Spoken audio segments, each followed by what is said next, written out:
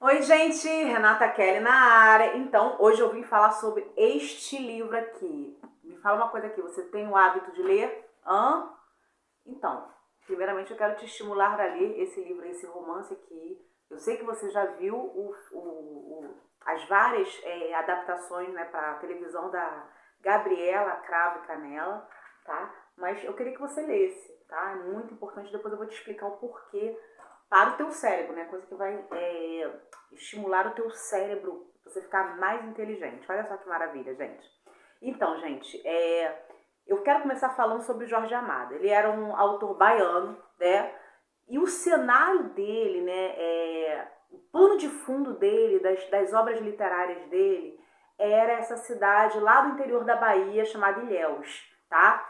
Então, ele era um autor que misturava tanto o lirismo poético, ele conseguia conciliar, olha só que maravilha, o lirismo poético, aquela coisa mais tradicional, com o realismo, né? Porque se você sabe, né? Você que já viu as novelas, né? Você provavelmente conhece as novelas de Jorge Amado. Tinha a questão do erotismo, né? Ele explorava, então ele conciliava essas coisas, tá?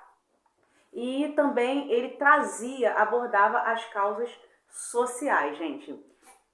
Assim, sobre esse romance Gabriela, Cravo e Canela, né? É, a gente tem um romance que ele é ambientado lá na Ilhéus de 1920, tá? E essa cidade, gente, de Ilhéus, o que acontece? Que isso é muito importante, essa informação que eu vou te dar agora. Ela está passando por profundas transformações. Quando eu falo transformações, são transformações sociais, é, culturais, tá? E políticas, econômicas, enfim. Esse é o contexto histórico da Ilhéus de 1920 que Jorge Amado ambienta aqui neste livro Gabriela, Cravo e Canela. Então, o que acontece, gente? O livro ele começa, gente, com um crime passional. É um duplo assassinato, tá? O que acontece? O coronel Jesuíno Mendonça, ele pega, né, a Sinhazinha e o seu amante, que era o doutor Osmundo, na cama, pega no flagra. E ele vai e mata os dois, tá? Então, assim, o livro ele começa com esse zum, zum, zum, porque esse crime, ele impactou a cidade, tá? E aí, a gente tem que lembrar que essa época aqui, né, que é retratada no livro, era a época de quê? Dos coronéis. Você já deve ter estudado sobre isso. Esses coronéis, eles eram os grandes proprietários de terra, os fazendeiros, né, que tinham dinheiro, né, que tinham poder e dinheiro nessa época aqui. E essa época, sobretudo lá em Ilhéus, era a época áurea do cacau. Então, o cacau ele era a base da economia ilhéense, tá? E, gente, os coronéis, eles tinham o poder de vida e morte sobre os subordinados, tá? Eles tinham... errou, vacilou, eles iam lá e pau, tá? Eles tinham esse direito de vida e morte sobre os seus subordinados, tá? Então, o que aconteceu? Naquele lugar, lá no interior da Bahia, nessa época da era dos coronéis, do cacau, com a visão... Tinha uma visão patriarcal, né? Tipo assim, o homem, ele tinha direitos sobre a mulher. Era uma visão patriarcal mesmo, tá? Baseada no homem, tá? Então, havia, assim, uma espécie, assim, vamos dizer assim, de costume cultural, uma lei, entre aspas, tá, gente? Uma lei não escrita, vamos dizer assim, em que se um homem pega uma mulher em adultério, mulher, tá? Isso aí só vale para a mulher. Lembre-se que eu tô falando, que era uma sociedade patriarcal. Então, é claro que isso não valia para o contrário, não. Só se o homem pegasse a mulher no flagra, em adultério, isso dava o direito, tá, do homem assassinar não só a mulher quanto o seu amante, tá? Dava o direito. Gente, mas não era um direito, porque a gente fala em direito, você fala sobre aquilo que você pode abrir mão, né? Você pode abrir mão de um direito? Pode. Mas nesse caso aqui era um direito indisponível. Você não poderia dispor desse direito, era obrigatório. Você tinha que fazer aquilo dali, tá? Porque senão você serviria de chacota ali na cidade. Você tinha que matar mesmo, porque senão você ia ser chamado assim de corno manso, tá? Era isso que acontecia, tá? Então, o que acontece? Depois desse crime passional, né, que o coronel Jesuíno Mendonça, ele achou que ele ia ficar de boa. Tipo assim, pô, coronel, né? A gente estava aqui na época, a aula do Cacau, de coronéis do Cacau. Proprietário, tinha poder, tinha influência, tinha dinheiro. Claro que ele achou que ele ia matar, primeiro porque já era, mesmo que ele era um coronel, mas mesmo pobrezinho, matasse, estava ali coberto de razão. Imagine ele, que era o coronel do Cacau, o próprio coronel do Cacau. Então ele achou que ele ia ficar de boa, impune, tranquilamente, mesmo porque, gente, isso mexeu tanto com a sociedade lá, ilhéense, da cidade, que no enterro deles, no velório, tanto da Sinhazinha quanto do Osmundo, né, que era esse jovem dentista, não foi quase ninguém. Nem os amigos do Osmundo, porque as pessoas ficaram melindradas por conta da situação, entendeu? Não é porque ninguém gostasse do Osmundo. É porque realmente a sociedade, né, ali ficou um pouco assim temerosa de ir lá e parecer pro coronel Jesuíno Mendonça uma afronta. Entendeu? Então, assim, inclusive está descrito no livro que não tinha nem pessoas para carregar as alças, né, do caixão do Osmundo, e que o velório dele ficou vazio, tá? E o coronel Jesus Mendonça só quer ficar ali de boa, pá. E aí o que aconteceu? Parecia que o Osmundo não tinha ninguém por ele, sendo que ele tinha um pai, gente. Ele tinha um pai e não era pai pobre, não. Era um pai também influente, que tinha condições de pagar um advogado e correu atrás do prejuízo dele. Ele voltou para a cidade chorando, fez um velório pro filho, né, porque ele soube que não teve velório direito, ninguém foi. Então ele fez um velório decente pro filho. A mãe ficou deprimida, a mãe ficou chorando, que era o filho mais novo, né, tinha acabado de sair da faculdade, estava ali abrindo um consultório ali em Ilhéus, e acontece essa barbárie. Então ele contratou um advogado, tá? E ele tinha família. Então, o que aconteceu? Observando isso, o que acontece? O pai, né, do Osmundo colocou na justiça, vamos dizer assim, e aí o coronel Jesuíno Mendonça foi o primeiro coronel a ser preso por um crime de assassinato. Olha só, já a quebra de tradições, isso nunca tinha acontecido antes em Ilhéus, né? E aí houve já uma quebra, né, das tradições, né? Que até então era, poxa, ainda mais coronel, entendeu? Enfim. E aí a gente observando essa quebra de tradições, de antigos paradigmas, né? Que a trama propõe, ela é uma trama muito rica, né? Principalmente quando a gente observa, gente, a personagem principal, que você conhece muito bem, que foi muito marcante, que era a Gabriela. Sabe por quê, gente? A Gabriela, ela fazia o que ela queria, tá? Ela fazia o que ela queria, ela tava com vontade, ela fazia, tá? Ela não se apegava, ela nem, na verdade, nem que ela não se apegava, ela nem se dava conta, né, das tradições sociais, né, não fazia questão, ela era uma flor selvagem, como o próprio livro descreve, né? Então ela fazia o que ela tinha vontade, assim como um animal na natureza. Ela era muito pura, né? Em termos de ingenuidade, de pensamento, ela parecia uma criança mesmo. Então não é a questão do feminismo, não, porque ela era até pobre, ela era uma retirante, entendeu? Era a questão mesmo de se render à sua vontade, entendeu? De se render e não se prender a padrões e paradigmas socioculturais. Então, eu nem queria focar no caso da Gabriela. O meu foco, gente, hoje, o intuito desse vídeo é fazer você observar, dentro dessa reflexão, dessa obra literária, né, a questão da evolução do pensamento, né? E a gente fazer um paralelo com a sociedade atual, né? Porque a gente observa que a sociedade, às vezes, por acesso, quando tem acesso à informação, porque é o que aconteceu nessa sociedade aqui, né, de Ilhéus, de 1920, né, até por conta do simbolismo do Mundinho Falcão, que simbolizava esse homem que vinha da capital, instruído, e trazia novos linhas de pensamento, entendeu? Então, o que acontece? A sociedade, por vezes, por ter acesso à informação, por estímulo, ela começa o que? A repensar, gente, e ressignificar temas que até então ninguém tinha pensado antes, né? Então, isso aconteceu, por exemplo, também, gente, com racismo, tá? É esse tema que eu queria trazer para vocês. Por que acontece? A gente teve a abolição da escravidão, né? E, infelizmente, o governo naquela época não deu uma estrutura para aqueles escravos, ex-escravos, né? Recentemente livres, eles não foram absorvidos assim pela economia, né? Da época. Então, o que eles tiveram que fazer? Eles tiveram que ir para as periferias, para os morros. Então, a nossa sociedade atual, ela reflete, né?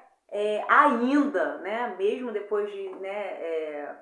Mais de 100 anos aí passados, ela reflete ainda todas as sequelas, né, passadas, principalmente com relação ao racismo, tá? Então, o que acontece? A gente, por muitos anos, naturalizamos, né? Assim como no caso do crime passional de Jesuíno Mendonça aqui, era naturalizado, era assim, gente, é claro, é óbvio que ele pode matar, é óbvio que ele pode matar e tem o direito, né? Era naturalizado. E a mesma coisa, a gente tem alguns posicionamentos, né? E falas, né? Que até então a gente nem tinha parado para pensar, porque a gente não tinha acesso a informações.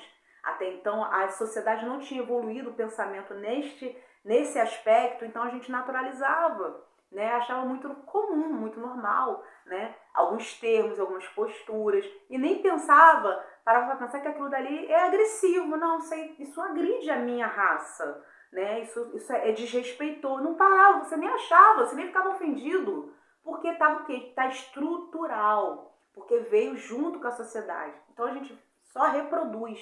Então o meu convite hoje para você, tá, meu querido, que está aí assistindo, né, esse vídeo, né, a questão da abertura, né, para novas informações, porque eu sei que você é uma pessoa inteligente, senão você não estaria vendo esse vídeo, tá? Não é porque esse vídeo, é porque esse vídeo é um vídeo cultural, né? Um vídeo que traz informações culturais, de livro. Então, somente uma pessoa que está aberta a receber informações estaria vendo esse vídeo. Caso contrário, não. Então, eu sei que você é uma pessoa inteligente. Está aberta a dados e, inclusive, aberta a repensar. A igual música do Raul Seixas mesmo. A ser aquela metamorfose ambulante e não ter aquela velha opinião formada sobre tudo. Engessamento, né? Intelectual, né? É isso. Então, isso é uma sequela social, né? De que, por muitas vezes, até o próprio preto, ele naturaliza o próprio preconceito que ele sofre, porque ele não, até então ele não tinha pensado nisso, ok. Mas a partir do momento que você tem acesso à informação, você tem como o quê? Pensar, refletir sobre o assunto e aí se posicionar se aquilo dali não é ou não é um desrespeito, né? Você vê que para muitos idosos, as pessoas mais antigas, que já têm uma mentalidade um pouco mais engessada, todas essas releituras do racismo, né, esse processo de conscientização e posicionamento não passa, às vezes, né, que a gente fala de mimimi, né, que é esse termo muito usado para desvalorizar o posicionamento do outro, quanto à questão de falar assim, não, isso aqui eu não aceito, esse tipo de conduta para com a minha raça, estou me sentindo desrespeitado, né? Aí se vê como mimimi. O que tem? Fala que a pessoa é preta mesmo, entendeu? Por conta do engessamento mesmo intelectual. Mas não, você não é essa pessoa, não é nem por causa da idade, não. Isso varia muito da pessoa para pessoa mesmo, tá? Porque tem pessoas idosas muito abertas a repensar vários temas, tá, gente? Então, gente, o coronel Jesuíno Mendonça, ele pagou caro por causa desse engessamento, né? E isso está acontecendo, você reparou? Está acontecendo na nossa sociedade. Vira e mexe, mesmo idosos, mesmo as pessoas que a gente poderia falar assim, deixa pra lá. Não, deixa pra lá, não. Aí é colocado lá na mídia, vai responder por racismo, tá? É um crime imprescritível e tal. Então, assim, o coronel Jesuíno Mendonça, ele pagou caro por esse engessamento, né? E aí o que acontece, gente? Tanto que a Yelza, ela estava, né, lá do livro, ela estava passando por transformações, assim como a nossa sociedade também, que quando teve outro crime, teve outro adultério, que no caso foi da própria Gabriela, né, com o Tonico Bastos, o Said, ele pegou os dois na cama, né, ali no ato, e na verdade, o Nassib, desculpa, tá, gente, o nome do personagem era Nassib. Ele pegou os dois na cama e aí ele não conseguiu matar. Porque não era da natureza dele, tá vendo? Aí você não pode abrir mão da tua essência, tá? Aquilo que você é para poder tipo, se moldar, ir na onda das pessoas para não ser criticado. Faça sempre aquilo que a tua essência, a tua consciência pede que você faça. Então, o Nassib, ele não conseguia, porque ele falou, não mato nem besouro, nem bicho ruim. Não é da minha natureza matar. Ele não conseguiu matar, ficou magoadíssimo, porque ele amava muito aquela mulher. Ficou magoado com o ato, né, de infidelidade dela, mas a deixou ir, tá? E aí, o que ele pensou? Agora eu vou ter que sair da cidade. Por quê? Porque o outro lá, anteriormente ao coronel Jesuíno Mendonça, que não matou, porque eu te falei, né, que era um direito indisponível. Ele não podia dispor desse direito, não. Ele não matou a mulher, ele foi chamado de corno manso, ele foi motivo de chacota e ele teve que sair da cidade. E aí o Nassib pensou que iria passar por isso também. Mas não, a sociedade admirou o ato dele. Achou nobre, porque a sociedade estava repensando certas condutas. A mesma sociedade que há alguns anos atrás tinha chacoteado o outro, que perdoou, que não matou, né? Nem que perdoou, mas que não matou, era a mesma sociedade que achou nobre ele não ter matado. Então é isso que acontece com a nossa sociedade hoje também. Então, a gente pode mudar, tá, gente? A gente pode repensar, isso é sinal de inteligência, tá? É sinal de mente aberta, tá? Assim como também, gente, afirma o filósofo Heráclito, anota aí. O homem ele não pode banhar-se 2 vezes no mesmo rio, porque nem o homem é o mesmo, porque ele muda, a gente não muda. Você vai adquirindo informações, a sua maturidade, né? Tem coisas que você faria lá quando você era jovem, você fez ou faria, e hoje em dia você não faria mais, porque a sua mentalidade mudou, você amadureceu, né? Então Heráclito, com essa metáfora, ele diz que um homem não pode banhar-se no rio 2 vezes, porque nem o rio é o mesmo, porque as águas estão passando, e nem o homem é o mesmo, porque ele vai mudando. Então, tudo muda o tempo todo, como diz também a música do Lulu Santo, que é inspirada exatamente nessa frase de Heráclito. Então, gente, qual é o problema? Você repensar sobre determinado tema, justamente porque você é uma pessoa que é inteligente, como falei, aberta a obter informações, tá? Pode sim reformar opiniões, por que você não pode, né? E aí, a palavra-chave, gente, para isso hoje, que eu deixo para você, é empatia, tá? É o poder, gente, se colocar assim no lugar do outro, não com as suas próprias perspectivas, né? Porque, por exemplo, eu tenho minhas perspectivas, eu tenho meus paradigmas, eu tenho os meus modelos. Aí eu me coloco no lugar do outro, com os meus paradigmas eu vou continuar não conseguindo entender o lado do outro. Isso não é empatia. A empatia é você se colocar mesmo, é sobre as perspectivas dele. E, gente, isso é dificílimo, tá? Na teoria é lindo, mas na prática o endereço do outro é o pior lugar para se estar, porque você não consegue se transportar para lá com facilidade, não. Tem que ser um ser especial. Então a palavra que eu deixo para você hoje é empatia, que é o poder de se colocar no lugar do outro, não com as suas próprias perspectivas. Porque se você coloca com as suas próprias perspectivas, você continua não compreendendo o outro. Mas quando você se coloca verdadeiramente, né, ali no lugar dele, com as perspectivas dele, essa que é a verdadeira empatia, tá, gente? Então, eu gostaria de deixar isso aí para você, essas informações. Espero ter contribuído. Te peço para você deixar o like aí, se você gostou do vídeo e se inscreva no canal. Um beijo e até a próxima.